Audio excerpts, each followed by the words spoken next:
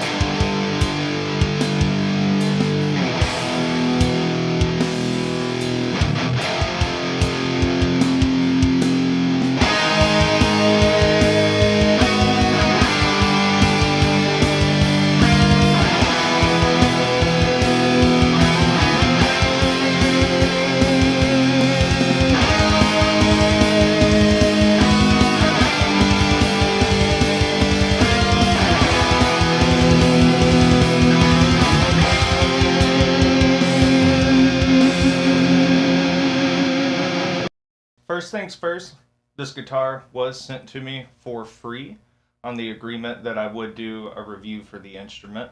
However, I haven't been given any kind of script, and that won't be coloring my opinion of the guitar in any way.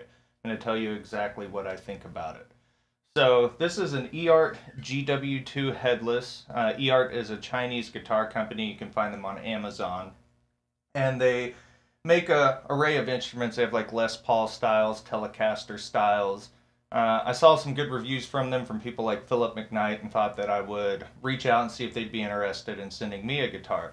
So they did send me their GW2 Headless. They also have a GW2 Pro, which has a different body style slightly and a completely different bridge system, which is important, and we'll touch on that later. So I think the first thing we ask ourselves when we look at something like this is, can an instrument from a Chinese manufacturer that costs 365 US dollars be any good? Is it even worth playing? Well, prior to getting this guitar, I would have said, no, you're out of your mind. Don't waste your money. Save up some more money and get something else, because it's not going to be a playable guitar. You're just not going to have a good time. They have completely changed my opinion on that. So let's take a look at the specs on the guitar, and then we'll go over the quality and the fit and finish. So for the guitar, we have a standard 25.5-inch scale length. It's going to be your standard Fender scale length. Very familiar, very comfortable, nothing that you're not used to. We have a dual humbucker setup with a 3-way selector switch, volume, tone. The pickups are going to be modeled after the older Gibson pickups, and they're surprisingly good, especially for an in-house pickup. I was expecting those to be just horrible, and I'm pleasantly surprised with them. I would happily take these out and put them in like an SG or something, and I don't think anyone would ever call you out on it. We have a Poplar Burl veneer on the top, and the veneer does have really nice figuring all the way through it, and that goes down to the wood below there, so you can actually see bits of red here, and I'll do some close-ups of this so that you can see it better. But you can see the body underneath the veneer, which is nice. It has a satin, you can almost say raw tone finish. You can feel all of the grooves in the wood. On the back, we have a Padauk body, which I do believe is a redwood. So we have a full Padauk body here, very nice. Also with that raw finish, you can feel all of the grain in it, and just beautiful wood, really. I'm very surprised by how beautiful all of the woods on this guitar is. We have a maple Padauk neck. So we have a 5-piece neck. with those Padauk stripes. And this is a roasted maple neck, which is astonishing in the price range. I'm not sure I've ever owned a roasted maple neck sub 800 USD and up from there. It is a bolt-on construction with a nice carve on the hill, so it doesn't get in the way if you're one of the wheedly people and you're down here making girlfriends. You're going to be able to impress that lady at your local biker bar, just down there free birding it up. So I think that's good. We do have stainless steel frets, which is another thing that I'm quite shocked by. Stainless steel frets I don't have on a single guitar under 1,000 USD. $365. This guitar comes with stainless steel frets, and hell, you even get an extra one that's got a 0 fret here. So I think it just helps with intonation, helps keep some of that rattle down, just gives it an extra float point there that's a consistent right by the nut. So it's not just the nut height that it's working off of. It's played great, so I guess it's working. I think more importantly than the additional free fret is the fret finishing on these. We don't have a high spot, a low spot, any jagged edges. All of the fret ends are perfectly rounded off. And it's probably safe to say it has better fret work than almost any of my guitars. And that's a little aggravating to say the least, but it's a good look for Eart, that they're putting that much attention to detail. I mean, I've bought some guitars in the last year or two from big box names. I'm not going to bother saying who. That came to me with just horrible fit and finish and quality control issues. Binding, popping off of the fretboard, sharp fret ends, whole pieces of wood gouged out and missing around locking nuts on Floyd Rose systems. And these are brand new guitars, all over $1,000, which used to be a lot of money for a guitar. In my eyes, it still is. If you're spending over $1,000, you should be getting really good attention to detail, but that just doesn't appear to be the case. So that's another good point for them, is this fretwork. The fretboard is a Rosewood fretboard. And what I like about it is it does have some color variation here to it. Every piece of Rosewood I've ever had has been a uniform brownish red up and down. This one actually has some figuring in it. So does that mean it's like a cheaper wood? I don't know, but I know it looks nice. From there, we've got the retaining system where you're going to put your balls. So you can see right there that the slide in at the top, and that's secured by 2 screws. You then run your string down, and that goes into your bridge system here. So this has a Floyd Rose style fine tuner system, only that is your only tuning system that you're going to have access to, is these fine tuners. Your string comes through here, goes over a roller saddle, so kind of like a Kaler style system where you have those rollers instead of a traditional saddle. And then that feeds into a tuning post, if you will, that you then wind your string around and then tighten here at these fine tuners. And that also comes with a little magnetized ratchet or gear, whatever you want to call it, that you can put down. It fits in, and you can use it to tune your guitar up if you're making big tuning adjustments. You can turn them by hand for fine tuning, just keeping it stable, but they are kind of hard to turn. And then after you're done with that, you just slide that right back in that magnet. You're not going to lose it. It's right there. I've taken the guitar, shaken it up and down. I've got no fears that it's going to fall out. I think you could travel with it. You could play gigs with it. You're not going to have any issue. So with that said, let's go over the overall quality of the guitar. I would rate it on a scale of 0 to 10. I'd give it a solid 8, 9. I'm not really finding anything major that I would be concerned about with it. It's got a few little things. There's some little finish flaws here on the edge of the fretboard where they put in the 12th fret double dot side markers. Whoop-de-doo. I've seen that. Some kind of issue with the clearing or something right there on almost every instrument I own. So not worried about that. And that's about it. But if I'm being honest, that's all I found on it, which is pretty sweet. I mean, $365. You get a guitar with exotic wood, stainless steel frets, decent electronics, no issue. And I think taking it out of the box really surprised me because it was in tune and it was set up. It had dropped a half step in shipping, but otherwise it was perfectly in tune.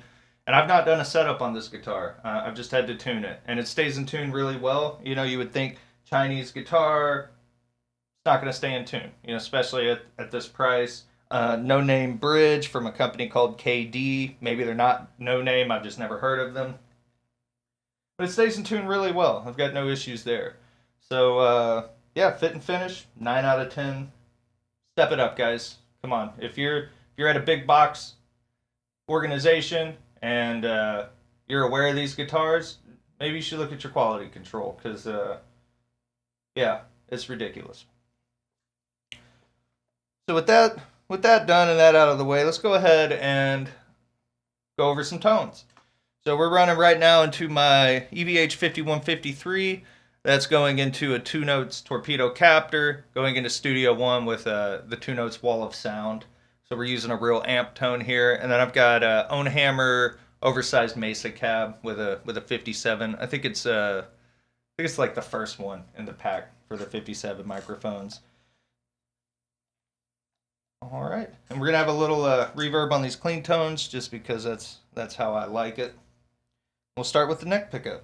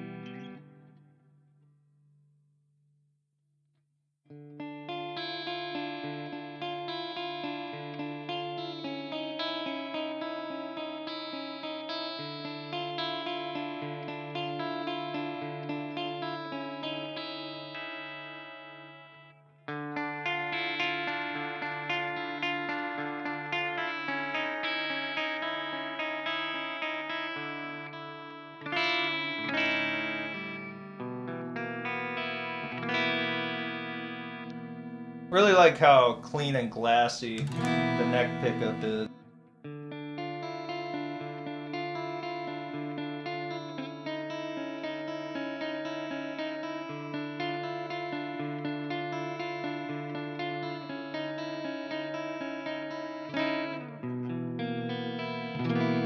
Very nice, very clean pickups. Really like them so far, especially for being random in-house pickups. I mean, you know what I'm talking about. You buy cheaper guitars. First thing that's got to go is the pickups. Those normally are just hot fucking garbage, but these really like them. We're gonna go over to the blue channel. We've got an overdrive, Maxon OD808, just running as a clean boost. Do some more tones. Let's try out this bridge pickup.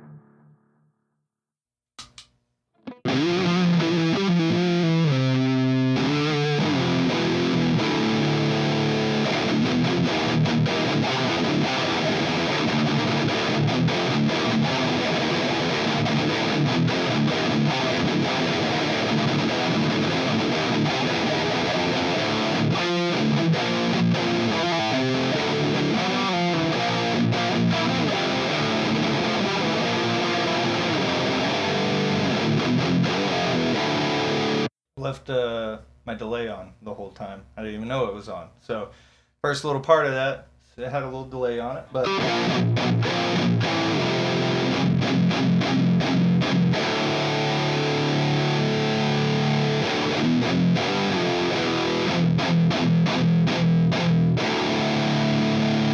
yeah, I think that sounds really good. It's nice and thick.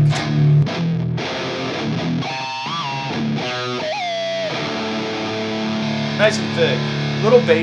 Little bassy for my needs. I'm not sure that I would use these for modern metal, but like old school thrash, maybe like 90s death, older black metal, any kind of rock and roll. I think they'd be great for that. Go ahead and do a quick middle position here.